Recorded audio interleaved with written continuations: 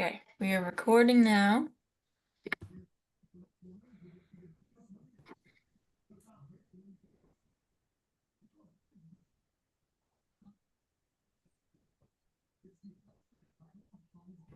So I present that. All right. There we go. I'm gonna get paper. So this project is project development work. So that means we're just investigating the potential for projects in your area. So we picked 3 towns to work on the islands: Grand Isle, Isle of Mont, and North Hero. And we've kind of come a long ways, but the overall goal was to identify stormwater or road type projects that would improve water quality, especially reducing phosphorus into the lake. And we're focusing on private roads in Grand Isle, Isle of Mont, and North Hero, because we know that private roads don't tend to get a lot of attention or funding, as they're not town roads that need upkeeping and have regular funding sources to do that work. And so we're looking at developed areas around private roads because we know that they can be significant contributors of nutrients and sediment. And we'll continue talking about this, but landowner support has been crucial in this project so far. In order to know about these key areas of concern. So originally we identified some projects using a decision tree schema, and we sent out some mailers to roads that we thought were going to be interesting. But we also did some campaigning on Facebook and Front Porch Forum, and so that got more hits. And so it was because of John and Wendy reaching out that we were able to do a site visit and know about your road. And landowner support will continue to be crucial as we continue on in this process and then in future steps as a potential project might actually be implemented. And this is the way we've identified sites. So we looked at sites that have erodible soils and are steep, because those are areas where it's more likely to have soil erode and have phosphorus leaching to the lake. And so there's potential sources: drainage treated prior to the road, contributed lands concentrated at the road, or the road being the issue themselves. And so there's different ways we could go about handling and proposing changes. And this is what our computer analysis picked up. And this is a process that we developed and can use again. So that's one of the nice things about this project, is if we wanted to do it somewhere else, we could. This is just looking at how we did it. And then back in October of last year, we visited the road and did a walkthrough documenting the conditions and starting to come up with some ideas of what could be some possible fixes.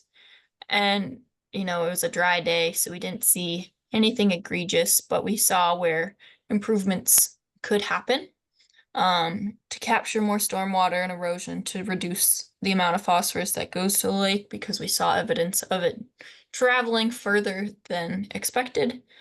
And we'd love to see this in action. So one of the things I will ask of you guys is, if it is a rainy day or just after a rainstorm and you could take some pictures and send them to me, that would be great to see this when it is raining and when the water's flowing.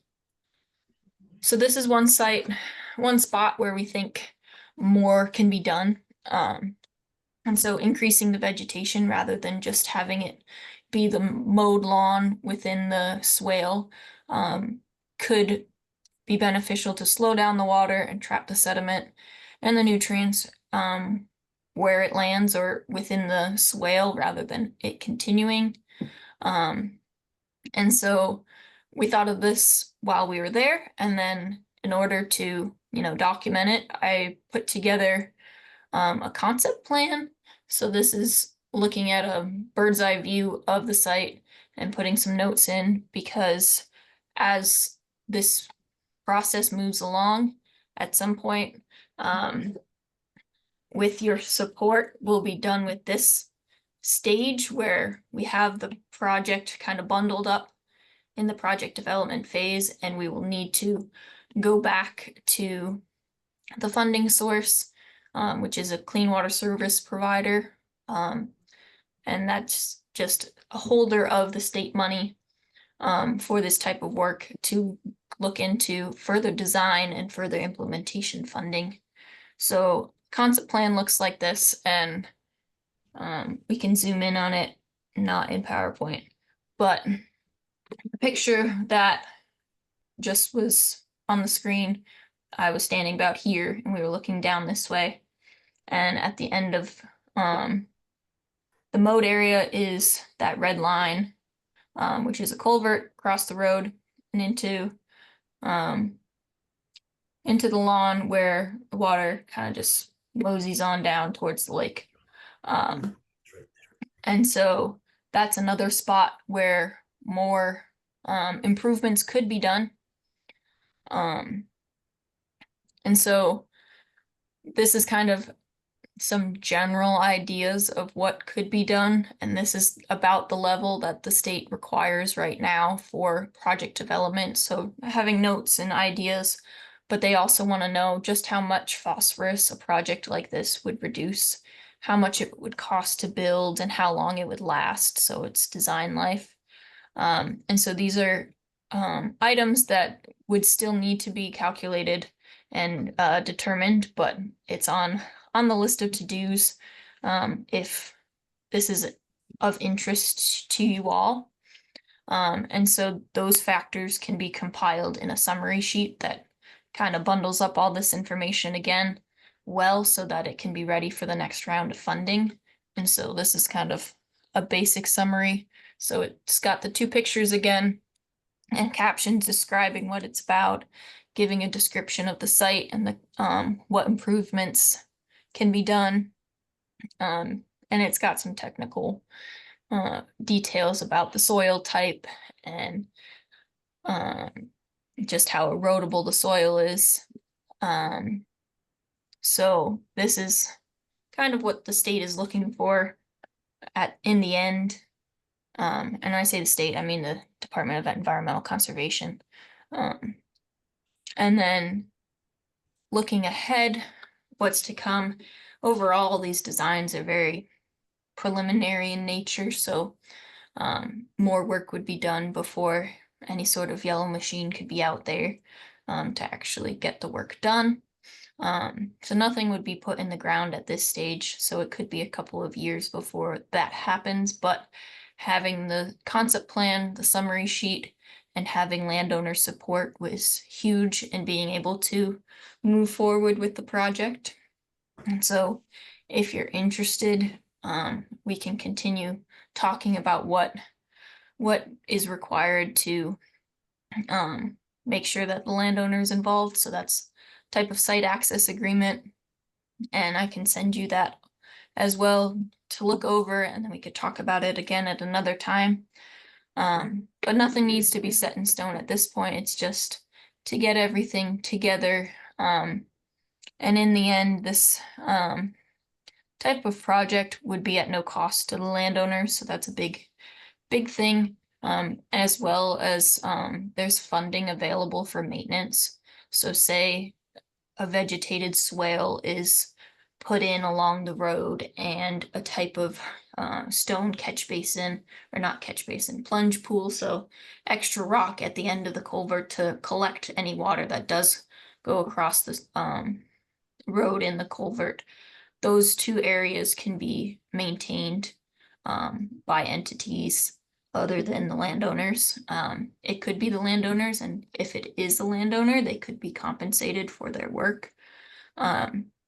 So that's further down the line, but we can look at what a maintenance plan would look like and the site access agreement to make sure everyone who's interested in the project is on board and project could be implemented and access could be granted ongoing. So the project could be implemented 1 year, but the next year it could be needed to be inspected to make sure it's all working and verify that it's in proper condition. And if maintenance is needed, that can be noted as well. And then access for whoever is doing the maintenance to also continue to do that.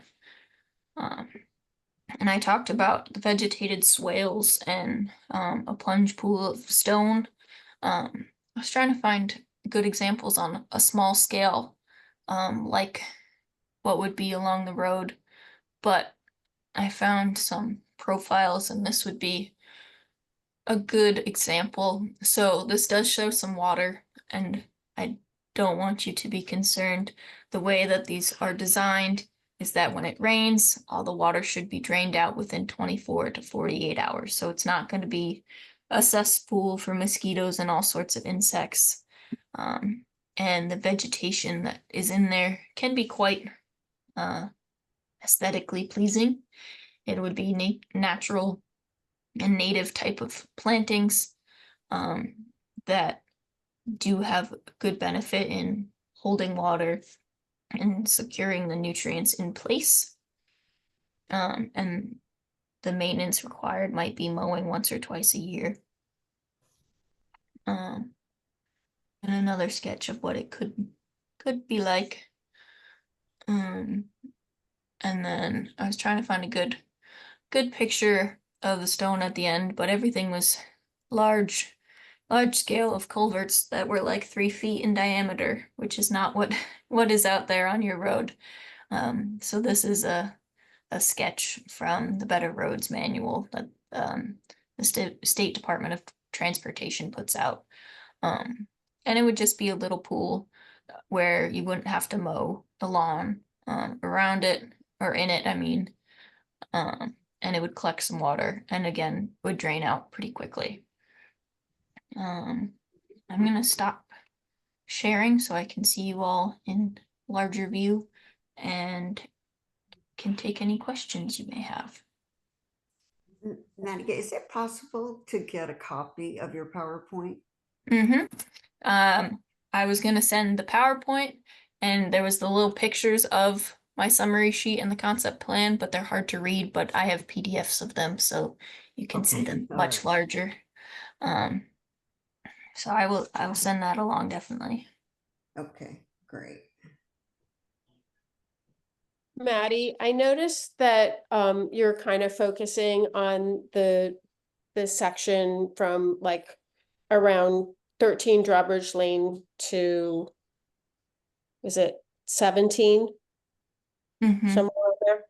And I wondered if any of, like right now, would it include any kind of grading of the road to accommodate, you know, like the lack of drain off from, like the drain kind of goes in different directions, further up the road and so on and so forth. Is that also something that's being considered? Is this just kind of like, because this is preliminary, this is what we have at the moment, as we supply more information, it may expand into something a little bit more? No, it's definitely something that we want to make sure that when we put a practice in place, it's actually collecting the water. And it's not just sitting there, because we've had that in the past where we designed and implemented these great projects in Lake Carmi along some roads, and the way that the water ran down the road was it just kept going and did not enter into the practice without proper grading. So that's something that we do need to make sure that, you know, all the water that's coming down the backyards from Route 2, but also from Drawbridge Lane itself, is getting into the practices. And that could be either looking at the road itself and either having to build up the road, or just making sure that the like grass along the side doesn't create like a high shoulder, so the water just keeps traveling down but can actually get across and into the practice. So those will be definitely things that we want to make sure that happen so that we don't spend money on these great practices and then they don't actually work as effectively as we want. Sounds like a good plan. Mhm. So I guess when we do get some heavy rain, which we will, I'm sure, in the next couple of weeks or months, we will definitely be, I'll take some pictures and I'm sure Awesome. John will be able to provide many photos of Mhm. all the work that he does every time it rains heavily. He's always out there. He's our little road maintenance fairy, keeping it all in check. No, and those pictures are really important and helpful because I can get out there occasionally, but you guys are on the road all the time. And it was very helpful. We're working on a project in Isle of Mont where the road forks, and we were focusing on one part of the fork because we thought that was what was the issue. But looking at photos from the rain, we could also see that a lot of the water was also traveling on the other fork and bypassing where we were thinking of putting a practice. So seeing the photos and seeing the water in action, it was important to also take into consideration that other road. So any photos you can get and pass along to me would be great. Um, as this project progresses and as you all are willing, we would like to get out there again to make sure what we saw back last October is what we're still seeing and what we had on paper still makes sense from our one site visit. Before, like the first time we were there, we weren't really, looking at specifics of, how big is the culvert and how many feet would this be and all those sorts of things. So we would get those specifications on another site visit. You know what, I was gonna ask John, out in front of ours, out in front of 11, that the rocks and bricks and what was the purpose of that? I have no idea. I think it's to build up that bank. Do you know, John, what the? Yeah, they were just trying to keep the, that was sort of like a little dam. Okay. And it changed the timbers that were there. They were looking like they were going to collapse into the yard.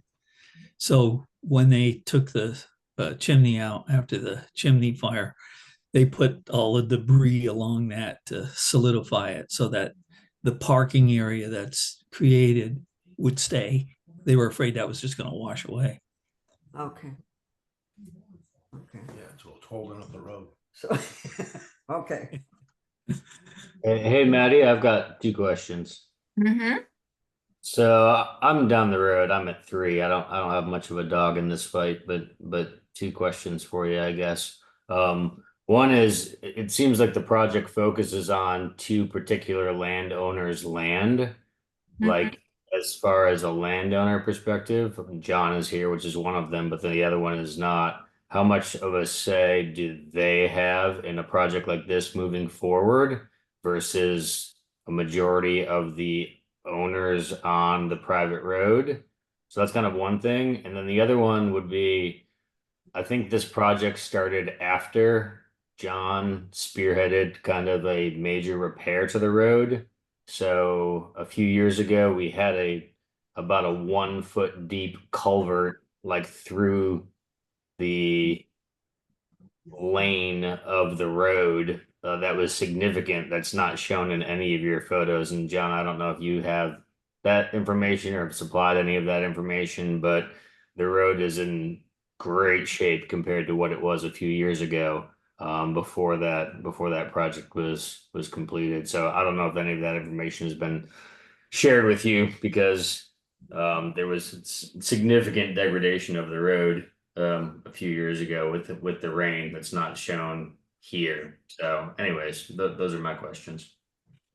Yeah, let me just comment for a second. The current owners now, that property at 11, it has changed hands now, and the owners are now here. At the time we started all of this, the O'Briens hadn't become a neighbor yet.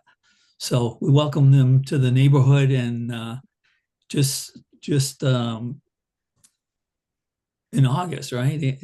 Early in August, they moved in. So they're ready, and they're actually here at the meeting, Doug. So that's a thing.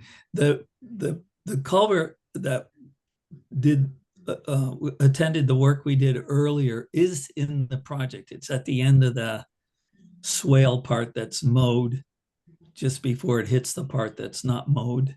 That swale looks about the same way coming from the other end, which runs along 11, the property of 11 on one side, and Smith, what's her name, Tammy Smith, on the other side. So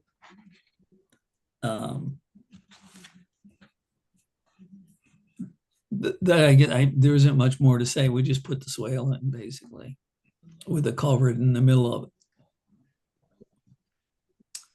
But it did help. I mean, the other thing that we may want to do on another site visit would be to just start up at Route 2 and show the path the water currently takes. We did a pretty good job of walking to the end of Drawbridge Lane, but we didn't really, or at least I wasn't a party to talking about it starting on the other end.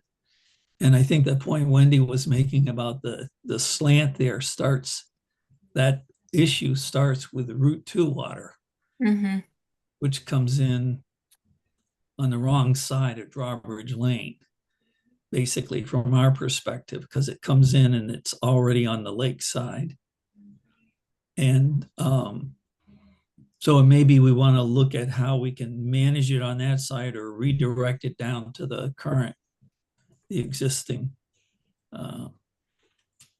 swale on the other side.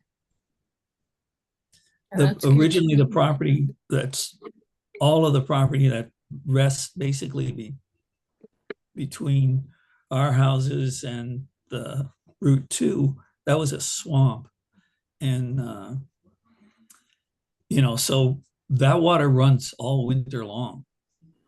And sometimes it'll create ice, a couple inches of ice on Drawbridge Lane, starting basically where Wendy's house is, comes down to my house and then comes down my driveway. So at this point, my driveway's the skating rink of the century at right certain times. So those would be some issues we might want to add into the thing. And then further down where Doug is and others is still a lot of water coming across, and creates sort of a micro, it looks like a little brook at some points in time crossing the road. So those would be part of the future, maybe we could. Yeah, and those are all good to think of. Doug, I also wanted to mention that I have been in contact with Kevin Brooks, who's one of the landowners on Route 2. So his backyard is where the swale is, and he had work tonight. But Okay. Yeah. he also needs to be in these conversations as well. Right. And I was gonna send him the information, and now he's got a recording. So, yes, he should be involved as well. Okay, great.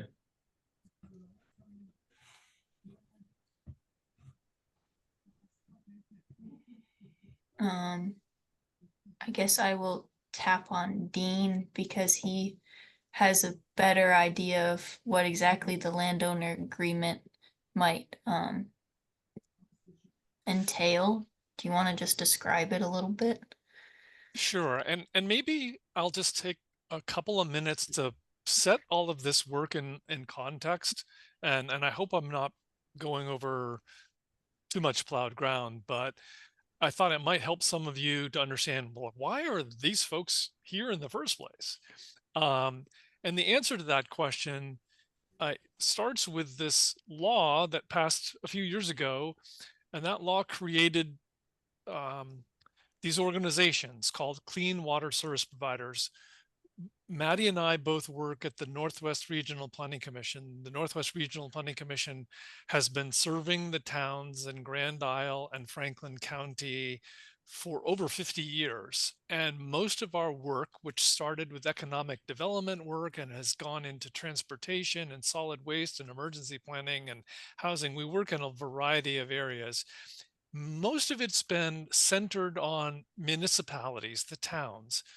But with the passage of this law that's called Act 76, we were given some additional responsibilities because of the need to clean up Lake Champlain. And the focus is on doing projects that will reduce phosphorus. So that's why Maddie even had any reason to sit down at her computer and to try to find areas where we might pay some attention and do something. But our role is to simply do voluntary projects. So any project that we're involved with it's voluntary. There's no regulatory force behind it. There's no one who's in a position to say you must do anything. The state understands that the money that is being provided for these projects is happening on a voluntary basis. However, there is this belief, that's an understandable one, that if the state is investing in projects on private property, and well, basically, we're looking at those projects and we're doing some calculations. We're saying, in theory, this is how much benefit that project will provide. And it's expressed in terms of kilograms. And maybe we don't need to get into the details too much, but basically there are targets that have been set. And every project we do, we get a certain amount of phosphorus benefit, and we're trying to reach a target, which is why we're in this business to begin with. But the state's understanding in this is that, hey, state dollars are being invested in doing these projects. If a project is done, and let's say it's the kind of project that lasts 10 years, the state will want to make sure that the money isn't spent, and after 1 year, something happens and all of that investment is lost. So what the state expects is a fairly simple agreement that is signed by the landowner, whoever is owning the land where the project is built. There will be a document, and it exists in a model form, that says that we, the Regional Planning Commission, or the Clean Water Service Provider, if something breaks in that project, we have the ability to go back and fix it. So it's a site access agreement, and it's intended to ensure that if we need to maintain the thing that was built, that we can go in and maintain it. And that if something needs to be repaired, and that agreement is for the life of the project. And for some of these projects, the expected life would be on the order of 10 years. So the landowner agreement that Maddie has referred to, that I'm trying to talk to you about, has essentially a cover letter that is a quick summary of what's involved. And that establishes that we would have the ability to go in and make repairs. And then, by the way, we are also able to fund maintenance. So that's another incentive for people to be the hosts of projects. And then another part of the agreement is essentially a simple plan. And that plan would be, and then maybe I'll pivot back to Maddie, but the plan would simply be a statement of the kinds of things that are expected, and it will depend on the project. So if it's a detention basin, it may mean that detention basin is inspected every 6 months to determine that there's been no damage to it, or that it isn't filled with silt, or it isn't plugged, or that there's something wrong with it that would then require us to come in and do more maintenance. Hopeful that helps answer the question about, well, what is this landowner agreement that they're talking about, and we can share that model document, and then also just gives you some idea of how is it that we got here. It's because the Regional Planning Commission is one of several regional planning commissions that are involved in this work, and we have essentially signed on, it says, to an agreement that says we'll help channel this money to do projects, but our obligation in all this is to meet targets, which is why we are looking to communities like yours. Private neighborhoods are kind of the new territory for some of this work. It hasn't been getting much attention in the past, but it's starting to get the attention it deserves because, frankly, a fair amount of the phosphorus that comes from roads comes from private roads, especially in Grand Isle County, because there are a fair number of private roads. So we're kind of on the cutting edge or the leading edge in our work with homeowners associations and folks like you who are responsible for maintaining private roads. Hopefully that helps. Makes sense. Yeah. Thank you, Dean.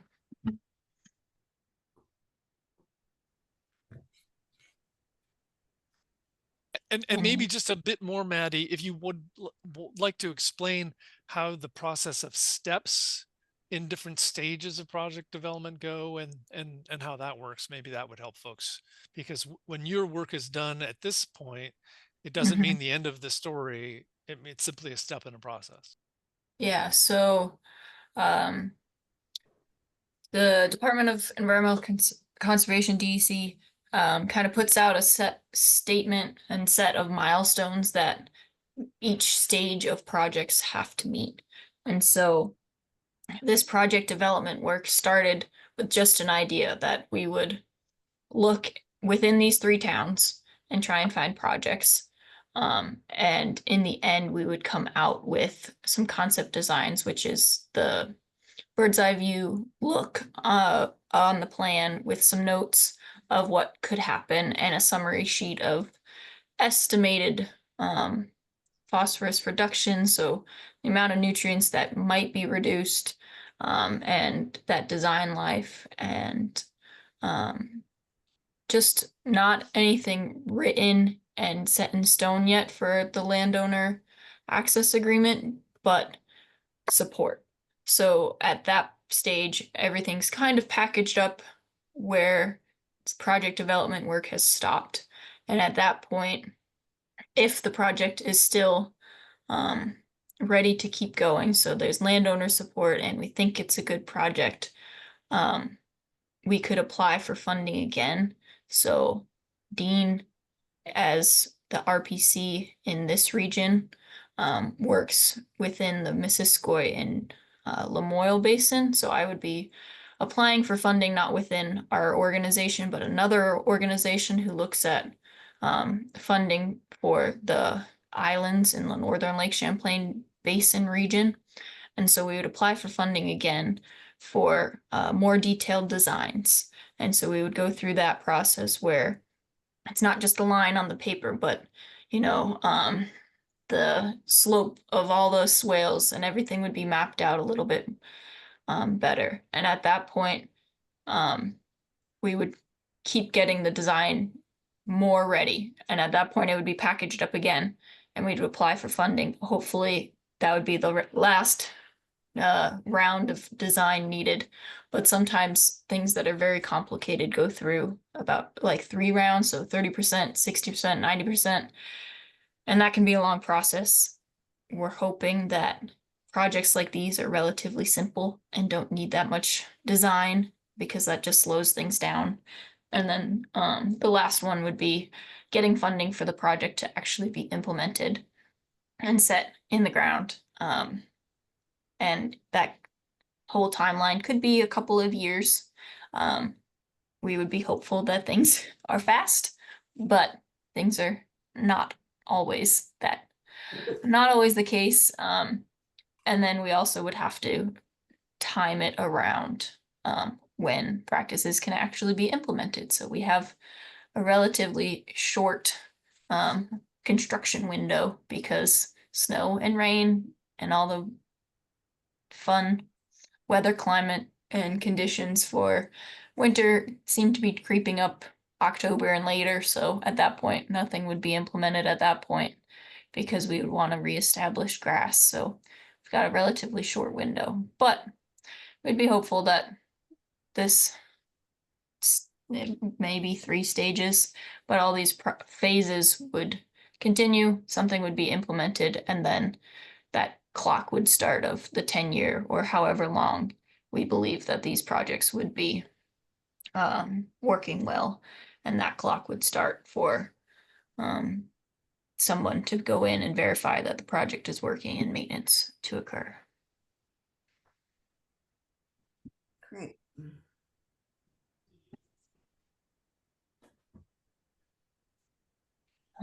So what are the immediate next steps? I will send you all the copy of the PowerPoint and a link to the video, and the concept plan, summary sheet, and a copy of the site access agreement. It would be great if those who are interested, especially whose land is directly impacted, to look at that document and read it over, see if there's any questions that come up. We can field them by email. We can set up another Zoom meeting if that's easier, but just to look at that. And then any pictures in the rainstorm would be great, just to see what else is going on. And as interest is there, we can continue on and maybe look at another site visit in, I guess it's almost fall, later on in the fall, and continue on with this process if there is interest. Sounds good. Sounds good. Any other questions? All right. Well, I appreciate all the time you guys have spent with me. I was gonna say, have a good Tuesday night. It is already Wednesday. It's mixing me up this week. But I thank you very much for attending. And you all have my email. If there's any questions, please feel free to reach out, and I will send you all those materials shortly, probably tomorrow morning. Terrific. Excellent. Thank you. Thank you. Yeah. Great, thank you.